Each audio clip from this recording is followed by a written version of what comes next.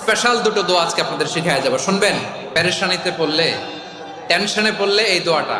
প্রিয় ভাইরা, বিষ্ণু ইসলাম যখন খুব বিপদে পড়তেন, দুশ্চিন্তা ওনাকে ঘিরে ধরতো, উনি পড়তেন ইয়া হাইয়ু ইয়া কাইয়ুম বিরহমাতিকা আস্তাগীথ, ইয়া হাইয়ু ইয়া কাইয়ুম বিরহমাতিকা আস্তাগীথ, ইয়া হাইয়ু ইয়া কাইয়ুম, হে শাশ্বত অবিনশ্বর, হে চিরঞ্জীব, বিরহমাতিকা আস্তাগীথ, তোমার রহমতের উসিলায় তোমার কাছে ফরিয়াদ করি, এটা পড়তেন।